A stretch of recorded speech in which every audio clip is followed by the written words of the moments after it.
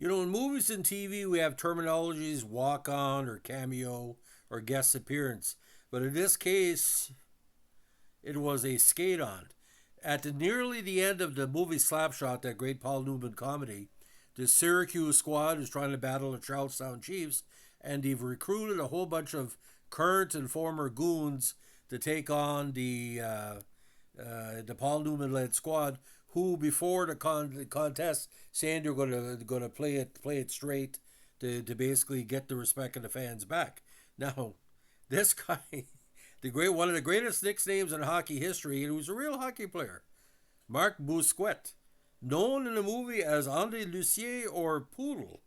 Why it was the not the French pronunciation of Lussier as we call it, but it's quite interesting because Marc Bousquet, not from Quebec, born in Springfield, Massachusetts, a very very tough defenseman who played NCAA Tier II for a while and also was in minor pro for numerous squads.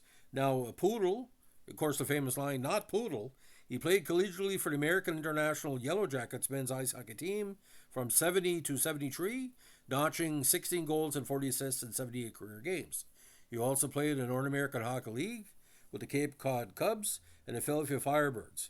He would then take the ice for the New Hampshire Cape Cod Freedoms of the Eastern Hockey League in 79.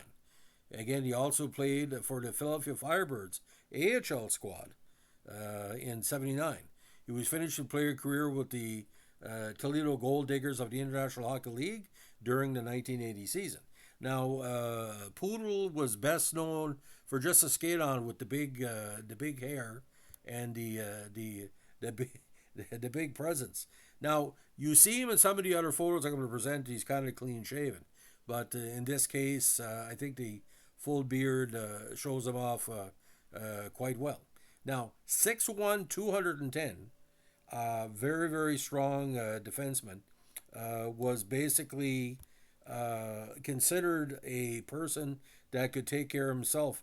And ironically, he didn't have as many penalty minutes as other players of his style of the league. Now, at American International College, from 71 to 73, he had 12, 13, 20, and 11 points. Big season, of course, of 71, we had 8 goals and 13 points in 19 games. Now, with the Cape Cod the Cubs in 74, 35 points, going 7 goals, 28 assists for 135 points, and when they went deep in the playoffs that year with 14 games. Now with the Firebird of the North American Hockey League, not the AHL version, of course, you had 3 big full seasons with 22, 23, and 26 points. And those 3 consecutive years had more than 100 minutes in penalties. Now he split time in 79 with the Cape Cod Freedom and the Philadelphia Firebirds of the AHL, 100 points equal. But his big season for penalties was with Toledo of the IHL with 4 goals and 19 assists for 23 points, 190 minutes in the penalties. So again, wasn't a big penalty minute gainer until the second year of college. But like I said, he could fight, he could take care of the smaller players, and I think the idea is they were recruiting different current and past hockey players to play the hockey players in Slapshot for the opposing teams against the Charlestown Chiefs in Syracuse. But it's kind of interesting, like as each goon is announced, it's almost like, you would see in baseball, because that's not done very often where the player would skate out. That's an All-Star game thing.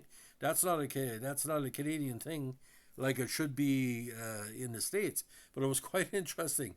The toupee-laden radio announcer was giving this list, and it's the full script. And I'm saying to myself, who wrote the full script? Unless he knew the players he was presenting. So he was kind of ad-libbing and following the script. But Poodle, like I said, it was one of the Charlestown Chiefs.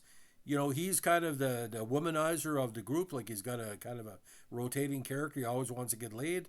And even he is shocked by that because these are people who are either banned or would never come back. So I don't know who laid down the money. See, there's not enough information on who gave all these people the money to bring these players back. So, it's kind of a suspension of disbelief. So that's the story of Marc Bousquet, or Poodle as we like to call him. If you like what you're doing here with our vintage NHL podcast, and also a vintage Slapshot podcast. We've done quite a few. Let us know with a like, comment, subscribe, or share. Bye.